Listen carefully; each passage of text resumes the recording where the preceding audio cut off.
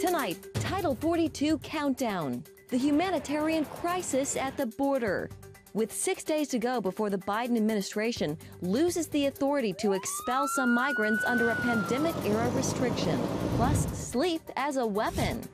Building the immune system through better Z's to fight a rising triple-demic. And Turning Point. Middle East leaders work to expand and strengthen the Abraham Accords. All this and more tonight on Faith Nation.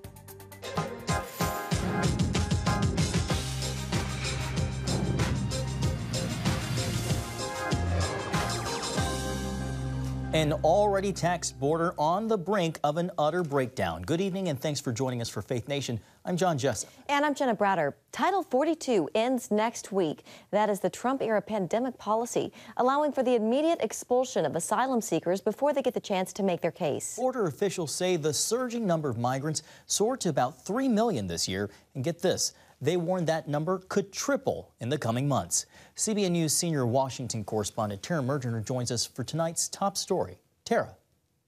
John and Jenna, as the end of Title 42 nears, there is yet another massive wave of migrants already entering the U.S. illegally. Immigration authorities are ramping up enforcement, anticipating yet another record surge.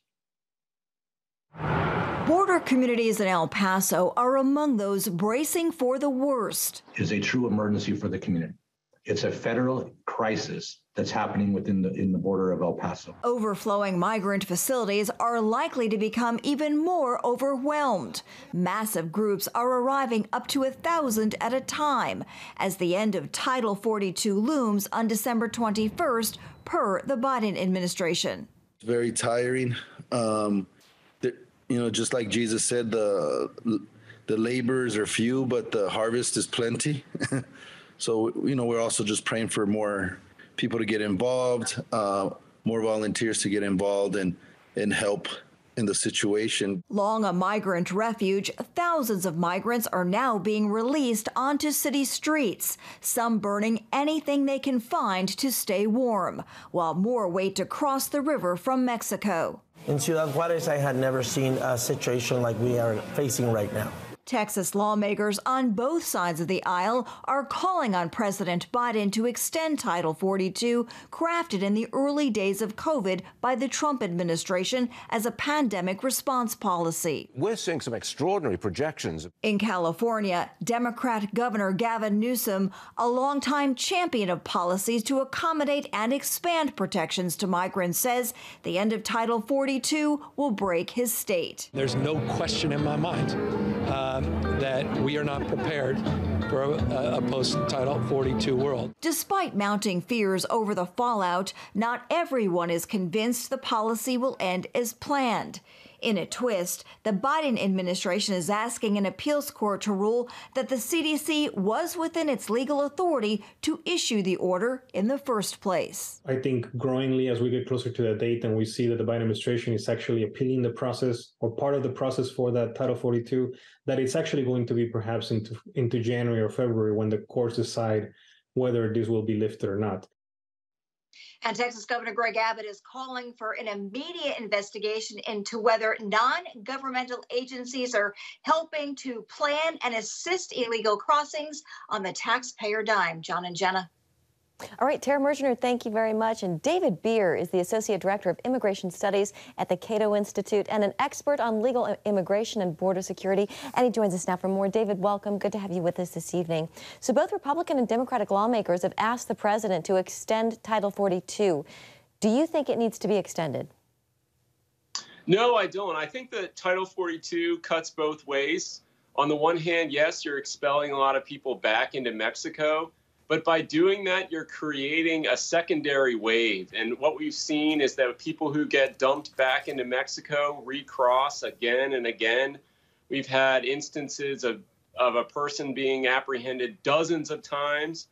And many of the people who get turned back into Mexico, they cross, and the next time they try to evade detection. And that's even worse from a border security standpoint. We should really take advantage of the fact that most of the people are trying to turn themselves in, get vetted, get screened, We should just do it in a way that's orderly and legal, as opposed to this chaotic, disorderly, illegal situation that we have at the border that's really creating the crisis that we're seeing for Border Patrol and other law enforcement officials along the border. That's what the Biden administration needs to be focused on. Right now, they're sort of focused on a lot of different things, but none of them is a coherent immigration policy. You raise the cyclical nature of this policy, very important to consider there. You know, on the one hand, you have Republicans blaming the administration for the surge at the border. On the other hand, the Biden administration blames the previous administration. Is there just too much blame going on and not enough action? Absolutely. I think this administration was very slow to act initially when it came into office on the issue, and now we're dealing with basically 2 years of status quo, trying to enforce this Title 42 policy that doesn't work and can't even be applied to many of the people who are crossing. I mean, people crossing from Cuba, there's no way to get them back to Cuba because Cuba doesn't accept planes from the United States. There's no diplomatic ties there. And they basically have to be processed for their asylum request. And so given this reality, why is the administration investing so much on processes through Border Patrol rather than trying to figure out a way, how can we make sure that people are coming to this country legally from Cuba? They're fleeing legitimate socialist, communist government here. There's got to be a way we can do this in a way that protects the rule of law and has an orderly, humane process as part of it. The situation at the border is considered a humanitarian crisis. David, just a few seconds left here, but talk to us a little bit about the conditions migrants are facing there. Well, look, it's getting very cold at the border. This only adds to the humanitarian disaster that they're facing. People crossing the Rio Grande at night face the prospect of drowning. We've seen record deaths this past year at the border. So this is an extremely dire situation from the migrants' perspective and, of course, from Americans' perspective as well. All right, David Beer with the Cato Institute. Thank you so much. Have a great night. Thank you. Thanks, David. Well, the White House is preparing for a different kind of surge, a COVID Christmas spike, announcing today new plans to boost the fight against the virus. It includes an end of a 3-month hiatus, allowing all U.S. households the ability, once again, to order 4 free at-home COVID tests on covidtests.gov. All health insurance plans are still required to cover 8 free at-home tests for each person. The White House also has put people and equipment on standby if hospitals get overwhelmed with cases. And a letter has been sent to all governors outlining actions to prepare for a surge. Well, with the triple-demic of COVID, the flu, and respiratory illnesses on the rise, one way you can fight back is really simple. Just make sure you get enough sleep. Something that we all can use. Research shows people who don't get enough sleep are 4 times more likely to catch a cold than people exposed to the same virus who do. Medical reporter Lori Johnson has more. Scientific evidence shows that how much we sleep directly relates to our immune system function. Getting plenty of Z's helps repair just about every system within our bodies. When people get the sleep they need, they're more productive, they're more creative, they are better partners, they're better parents, they're more empathetic, and their health is much better off, both our mental health as well as our physical health. Most adults need about 8 hours a night to feel refreshed and ready for the next day. And on the shorter end, like when we get less than 5 hours, that is certainly kind of a risk factor for lots of negative health outcomes. Anxiety often creates a barrier to sleep. People who struggle with this should consider preparing for bedtime a full 2 hours before lights out. That means moving from work, news, and electronics to something more calming, familiar, and pleasant. Oftentimes people treat themselves like they're computers, that you can just kind of flip the off switch and then kind of go to sleep. And that's just not how the body works. Setting your alarm clock so that you wake up at the same time every day, even on the weekends, is a useful tip to help gain control over when our body naturally gets sleepy, also known as circadian rhythm. One of the things that happens with insomnia is that people try to kind of adjust their wake time based on how their night was, right? So like they have a bad night of sleep and they'll sleep in an extra 2 hours. But what that does is it kind of throws the whole system off. It actually kind of puts you in jet lag without having any of the benefits of traveling. If you often toss and turn in the middle of the night, try getting up and moving to a different location like the couch. That can help your brain not associate anxiety with your bed, something called conditioned arousal. So, you have your angstiness and your bed, and you need to break those apart and wait until you get sleepy again. So you don't want to turn on all the lights. You don't want to do anything really active. You want to go back to those relaxing things that are known to kind of bring on that sleepiness for you. And when you begin to feel sleepy again, you kind of repair that relationship so that, over time, when you get back in bed, the bed does what it's supposed to do, is cue you to fall asleep. Exercise during the day tends to help us sleep well. So does a dark room that's a cool 65 degrees. On the other hand, things that can get in the way include caffeine and alcohol, which can suppress important dreaming or REM sleep. The other thing that alcohol does is it's relaxing, right? It hits on those receptors in our brain that make us feel relaxed, but it wears off. And when it wears off, your brain notices, and that also leads to more awakening. Also, try to avoid sleep medications and other aids.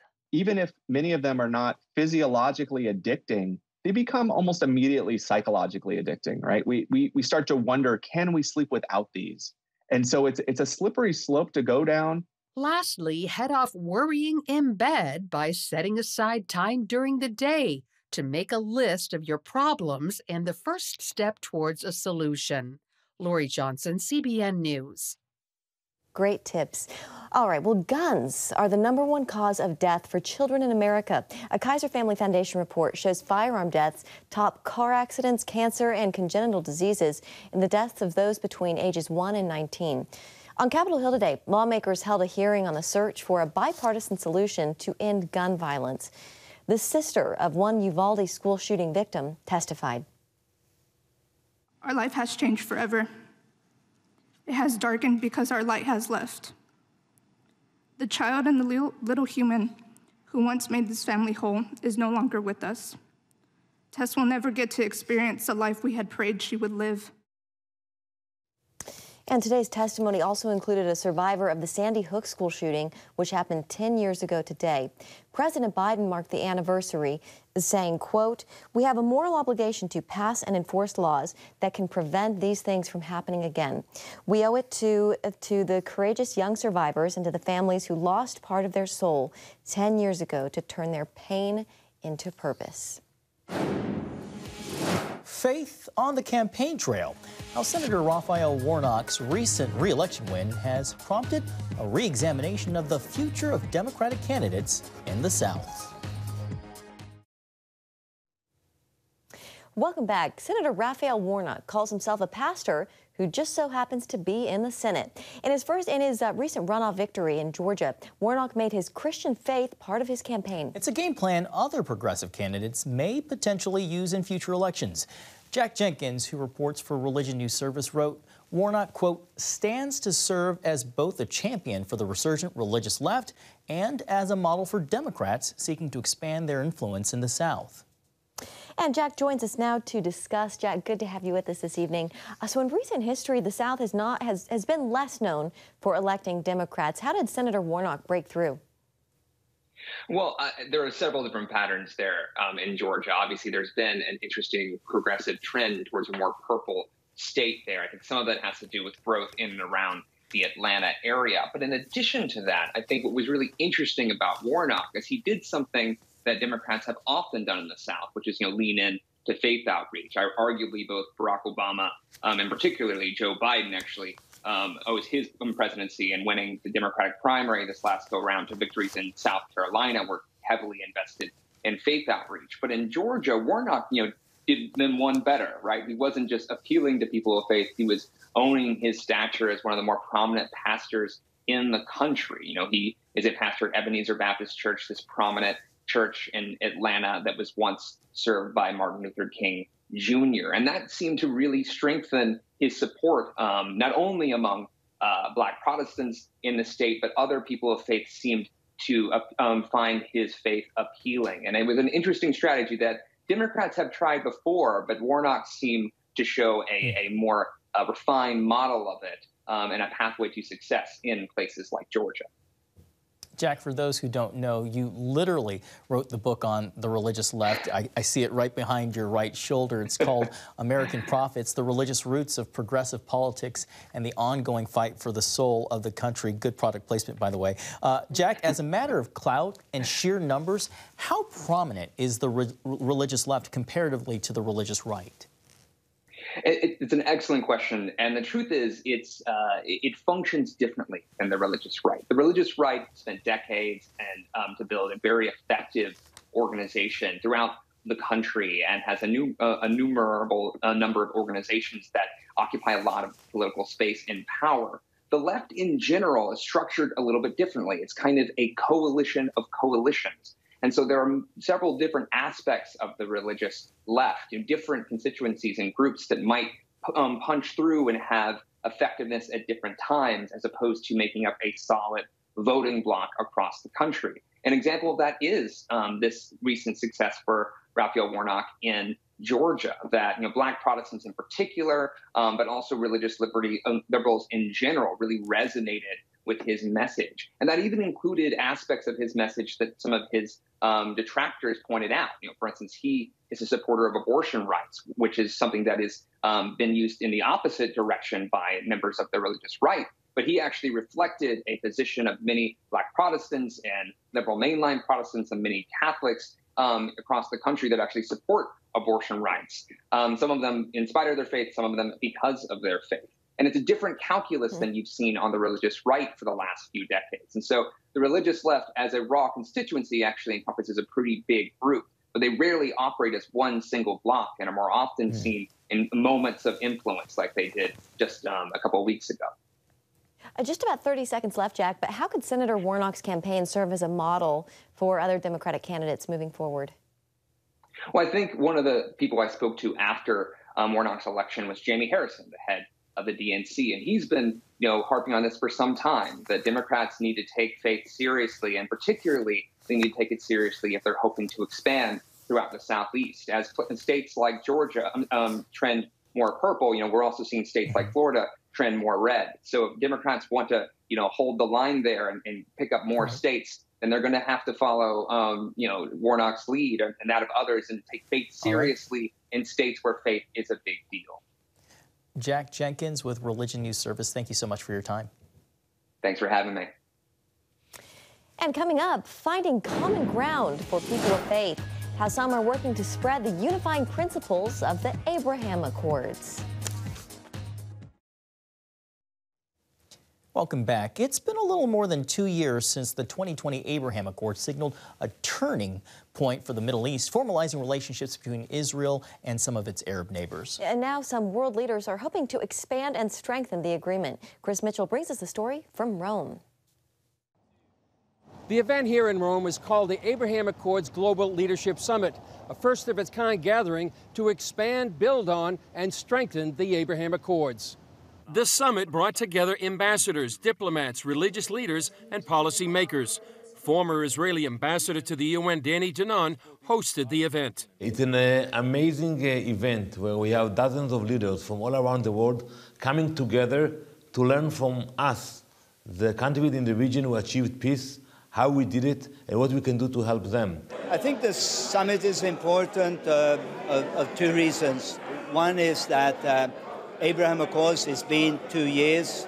Everyone are asking what is next, and I think this conference will try to address that question. Secondly, I think it's significant that this conference is taking place in Europe, in Rome, and I think that we need to look and see how we can get the European countries more involved so that Europe could play a constructive role in the Middle East.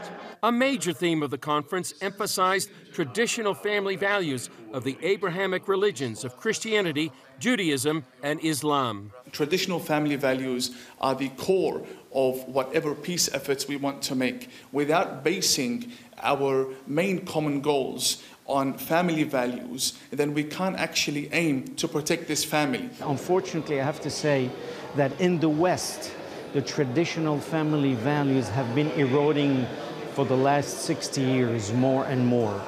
Having now moved to live in the UAE for the last 2.5 years since the Abraham Accords, have kind of reminded us again of these cherished values of the ages and millennia. It's important for me because we are talking about Abraham Accords, and then we share the past, the three religions that are coming from Abraham, and I think we need to share the future also.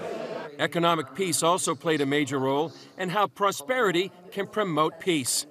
Geopolitics surrounding the region are still shifting as China is now courting Saudi Arabia.